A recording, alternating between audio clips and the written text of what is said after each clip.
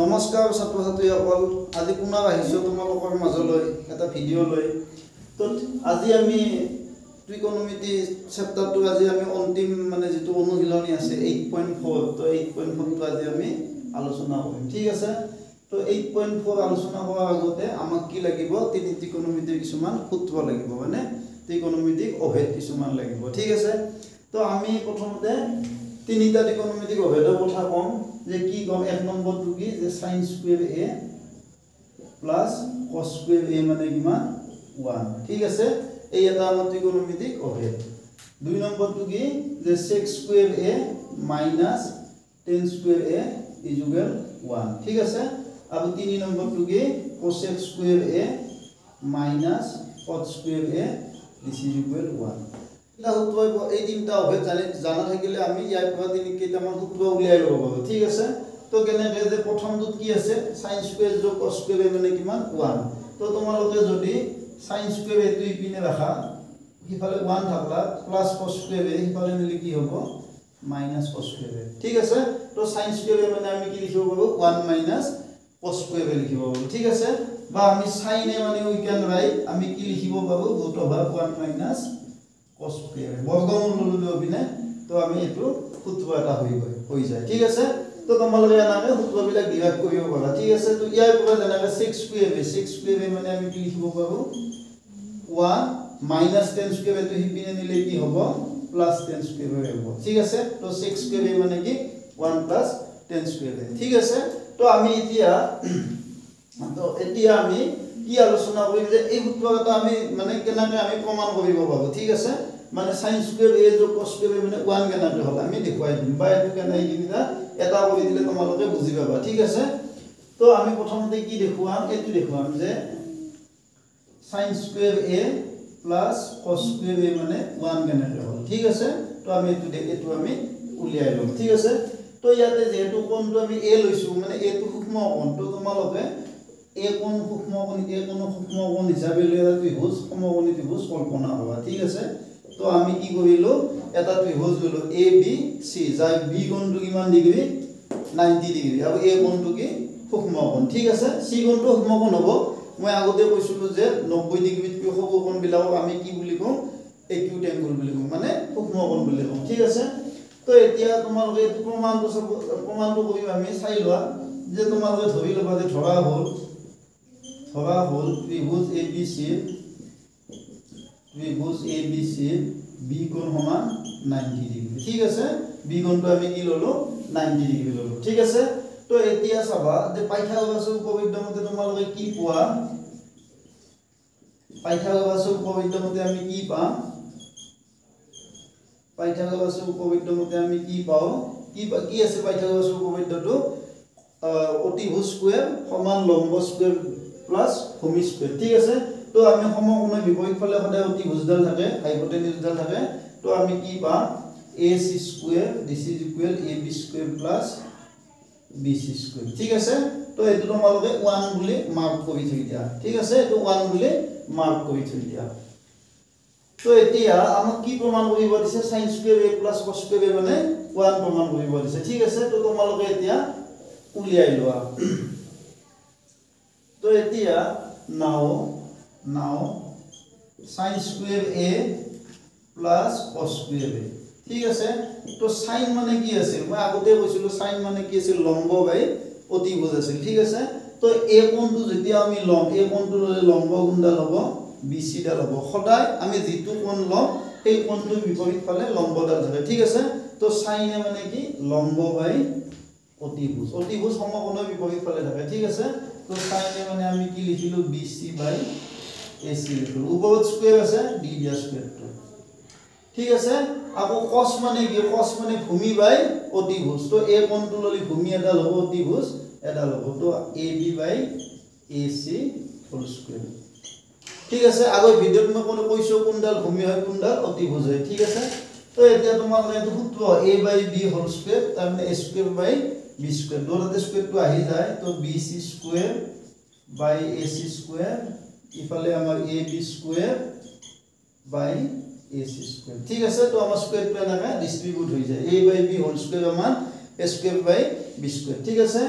তো এতিয়া তোমালোকে এইখিনি পাই গলা এতিয়া তোমালোকে লসাগু উলিওৱা এই দুটা লসাগু উলিওৱা ইয়াত তলত ac স্কয়াৰ আছে এটো ইয়াতো ac স্কয়াৰ আছে তো লসাগুটো কি হ'ব লসাগুটো হ'ব ac স্কয়াৰ হ'ব ঠিক আছে তো ac স্কয়াৰ দি ac স্কয়াৰ একবাৰ যাব এক তো কাল লগত পূৰণ হ'ব bc স্কয়াৰৰ লগত পূৰণ হ'ব এটোৱে হ'ব ইয়াতো একবাৰ যাব একবাৰ গলে এটো কাল লগত পূৰণ হ'ব ab স্কয়াৰৰ লগত আৰু এনেকৈ ভাবিব পাৰা যে এই দুটা সদৃশ ভগ্নাংশ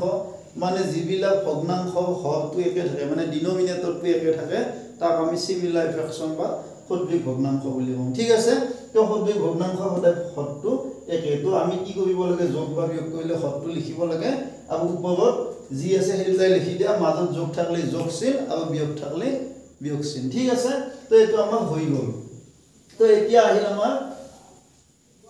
এটো চাবা তো bc স্কয়াৰ তলৰ আছে তোমালোকৰ ac স্কয়াৰ আৰু তোমালোকে চোৱা এই যেটো আমাৰ ac স্কয়াৰ মানে তোমালোকে কি পাইছিলা পাইথাগোৰাছৰ উপপাদ্য মতে আমি কি পাইছিলো ac স্কয়াৰ মানে ab স্কয়াৰ bc স্কয়াৰ পাইছিলো তো এতিয়া তোমালোকে এই ab স্কয়াৰ এইখিনি একে বস্তু যে ab স্কয়াৰ bc স্কয়াৰ তাৰ জায়গা তোমালোকে কি হয় দিয়া ac স্কয়াৰ হয় ঠিক আছে এটা লিখি দিবা যেহেতু ac স্কয়াৰ ইকুয়াল হোৱা ab স্কয়াৰ bc স্কয়াৰ লিখি দিব পাৰা ঠিক আছে তো এটা ac স্কয়াৰ কাট যাব তো आंसरটো কি হ'ব 1 হ'ব এইটো আমাৰ প্ৰমাণ নিশ্চয় বুঝি পাইছা তো আমি কি পালো sin square a cos square a মানে কি পালো 1 পালো ঠিক আছে তো সিমিলারলি তোমালোকে প্রথম লেখাখানি দুটাই একে তো এতিয়া তোমালোকে সেকেন্ড টু চাবাছো সিমিলারলি তোমালোকে সেকেন্ড টু চাই লোৱা যে সেকেন্ড টু মই কি আছিল সেকেন্ড ওয়েটো কি আছিল 6 স্কয়াৰ a minus 10 স্কয়ার এটো চাম আমি চাবা তো sec মানে কি sec তো cos উল্টা আধাৰতে তো cos মানে আছিল ভূমি বাই অতিভুজ sec মানে অতিভুজ বাই ভূমি তো এটো কি হ'ব ac বাই ab হোল স্কয়ার হ'ব ঠিক আছে আৰু tan মানে কি tan মানে লম্ব বাই ভূমি তো লম্ব a কোণটোলে লম্ব bc ডাল হ'ব ভূমি ab ডাল হ'ব তাৰ মানে এটো কি হ'ব bc বাই ab হোল স্কয়াৰ ঠিক আছে তো আগৰ নিচিনা তোমালোকে হোল স্কয়াৰটো ভাঙি দিয়া মানে ac square by ab square আৰু এটো হ'ব bc square by ab square এটো নিশ্চয় তোমালোকে সূত্ৰটো জানা a by b whole square that means a square by b square ঠিক আছে তো আমি এটা এনেকে ভাঙি দিলো ঠিক আছে তো এতিয়া তোমালোকে লসাগু লয় b স্কয়াৰ লসাগু ab স্কয়াৰ হ'ব এটো দি এটো একবাৰ যাব এটো এটোৰ লগত পূৰণ হ'ব তো হেতুৱে হ'ব ac স্কয়াৰ মাইনাস এটো bc স্কয়াৰ হ'ব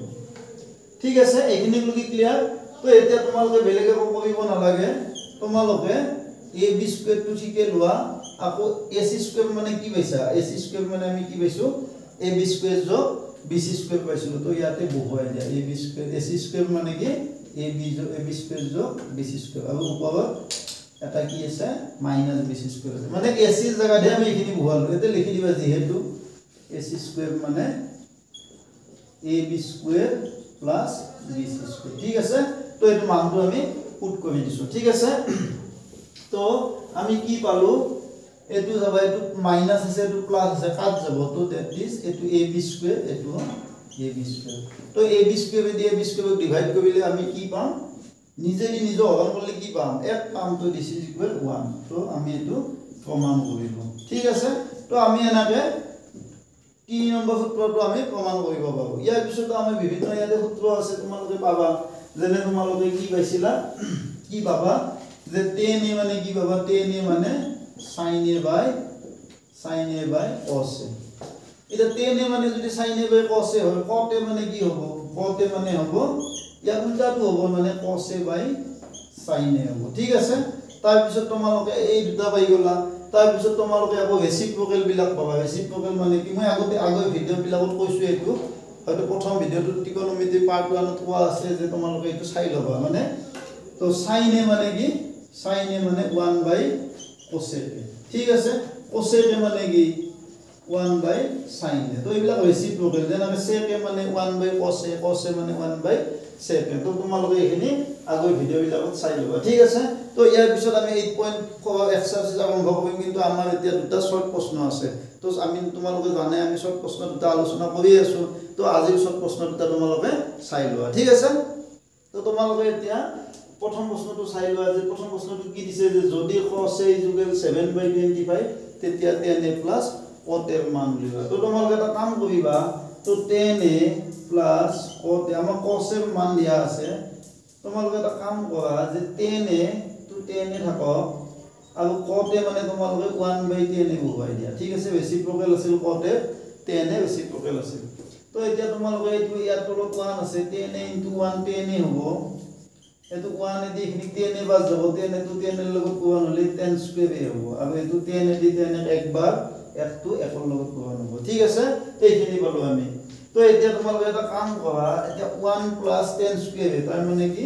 sec স্কয়াৰ a ঠিক আছে আৰু তলত থাকিল আমাৰ tan a মানে আমি কি লিখিব পাৰো sin a / cos a লিখিব পাৰো ঠিক আছে এটো লিখিব পাৰো এতিয়া তোমালোকে চাই লোৱা এটো sec স্কয়াৰ a এই যদি হৰণ চিন আছে হৰণ চিনটো যদি আমি পূৰণ কৰি দিলে sin a / cos a টো উল্টি যাব মানে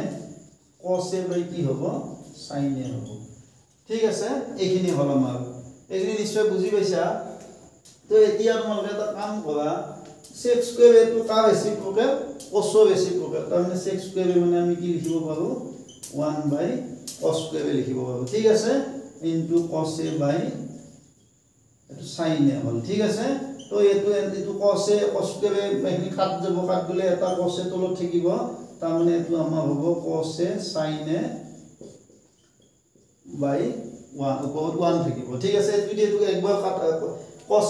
a ইয়াতে দুটা পূৰণ আছে ইয়াতে এটা আছে তো এটা থাকিব ঠিক আছে তো এতিয়া চাবা তো cos a ৰ মানটো আমাৰ কি দিয়া আছে 7/25 তো তোমালোকে ইয়াতে 1 cos a ৰ মানটো বহুৱাই দিয়া 7/25 ঠিক আছে আৰু sin a ৰ মান কিমান তো অলপ আগতে আমি কি পালো sin a মানে কি পালো √1 - cos স্কয়ার a তো তোমালোকে ইয়াতে মানটো বহুৱাই দিয়া 1 - cos square a cos a মানে 7/25 আৰু তো cos স্কয়ার a মানে কি হ'ব 49/625 হ'ব ঠিক আছে তো মই ডাইৰেক্ট বৰ্গ কৰিছো 7 ৰ বৰ্গ 49 আৰু 25 ৰ বৰ্গ 625 ঠিক আছে তো এতিয়া আমি কি কৰিম এটো থাকিল তোমাৰ 1 7/25 এটো চাবা যে 625 এটো 625 এক গুণ কিমান 625 ঠিক আছে আৰু ওপৰত এটা মাইনাস চিন থাকিব -49 এটো -625 এদি 625 একবাৰ যাব এটো 49 ৰ লগত পূৰণ হ'ব ঠিক আছে তো আমি এখিনি কি পাম 1 7/25 ইনটু 625 থাকিব তলত আৰু এটো 625 ৰ পৰা 49 গেলে 576 হয় ঠিক আছে তো এইখিনি হ'ব তো এটো 1 7/25 এটো 625 ৰ বৰ্গমূল কিমান 25 আৰু 576 ৰ বৰ্গমূল 24 ঠিক আছে তো এইখিনি আমি পূৰণ কৰি দিয়া তো এটো পূৰণ কৰিলে কি হ'ব 25 গুণ কিমান হ'ব 625 এটা পূৰণ কৰিলে 625 আৰু এটো কি হ'ব 7 4 গুণ 28 7 গুণ 14 14 দি 16 ঠিক আছে তো এনে হান হ'ব তো এতিয়া আমি এটো যদি পূৰণ কৰি দিয়া 1 ইনটু এই হৰণ চিনটা পূৰণ কৰিলে তো উল্টি যায় মানে 625 টো ওপৰত যাব 168 টো তলত আহিব তো আমাৰ আনসাৰটো হ'ব 625/168 হ'ব ঠিক আছে তো এটো তোমাৰ মানে এনে 1 নম্বৰৰ জব সিবিএসই 1 নম্বৰ হিচাপে আহিছে কিন্তু আমাৰ এটো 2 নম্বৰ বা 3 নম্বৰ আহিব পাৰে ঠিক আছে তো এটো চাই লবা তোমালোকে নিশ্চয় বুজি পাইছা তো মই বেছি নহয় কিন্তু আমি সূত্ৰ কথাই প্ৰয়োগ হৈছে ঠিক আছে এটা সূত্ৰ কথাই প্ৰয়োগ হৈ আছে মানে এটো তোমাৰ cos স্কয়ার a মানে 1/sec স্কয়ার a মানে 1/cos square a cos a tan a মানে cos a / sin a তো এনেকুৱা সূত্ৰ আমাৰ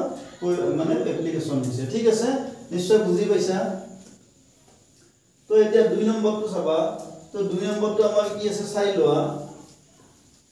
2 নম্বৰটো আমাৰ চাবা যে এটো মানে sin θ মানে কি দিয়া আছে 1/3 দিয়া আছে তো আমাক কি উলিয়াব আছে 2 cos θ যোগ 2 উলিয়াব আছে তো এটো সহজ অংক এইখিনি ভ্যালু উলিয়াব আছে 2 এটো সিবিএসই 2009 আহিছে 2 cos θ প্লাস 2 তোমালোকে 2 টো কমন লোৱা 2 টো কমন ললে ইয়াতে কি থাকব cos θ প্লাস 1 থাকিব ঠিক আছে তো তোমালোকে 2 টো কমন লোৱা 2 টো কমন ললে ইয়াতে কি থাকিব 2 এটো cos θ ইয়াতে 1 থাকিব ঠিক আছে তো 2 এটা 1 plus cos θ মানে 1 plus cos θ মানে cosec স্কয়ার থিটা তাৰমানে 1 অলপ আগতে মই উত্তৰটো আলোচনা কৰিছিলোঁ 1 + cos স্কয়াৰ থিটা মানে কি cosec স্কয়াৰ থিটা ঠিক আছে তো 2 এতিয়া তোমালোকে চোৱা যে cosec স্কয়াৰ থিটাটো কা ৰেচিপ্ৰকেল sin থিটা ৰেচিপ্ৰকেল তো আমি cosec স্কয়াৰ থিটা মানে কি লিখিব পাৰো 1/sin স্কয়াৰ থিটা লিখিব পাৰো ঠিক আছে তো এতিয়া লিখা 2 * 1 এটা sin থিটাৰ মানটো তোমালোকক দিয়া sin থিটা মানে কি দিয়া আছে 1/3 দিয়া আছে তো sin স্কয়াৰ থিটাৰ মানটো কি হ'ব 1/9 হ'ব নিশ্চয় বুজি পাইছা তো এতিয়া 2 গুণ 2 আৰু তলত থাকিল 1/9 তো এতিয়া তোমালোকে এই যদি মানে পূৰণ কৰি দিয়া 2 পূৰণ 1/9 টো কি হ'ব 9/1 তাৰ মানে আনসাৰটো কি হ'ব 2 9 গুণ 18 আৰু তলত একটো আমরা লিখিব নালাগে ঠিক আছে তো নিশ্চয় বুজি পাইছা তো যদি ভিডিওটো চাই ভাল পাইছা ভিডিওটো লাইক কৰিবা শেয়াৰ কৰিবা আৰু কমেন্ট কৰিবা ধন্যবাদ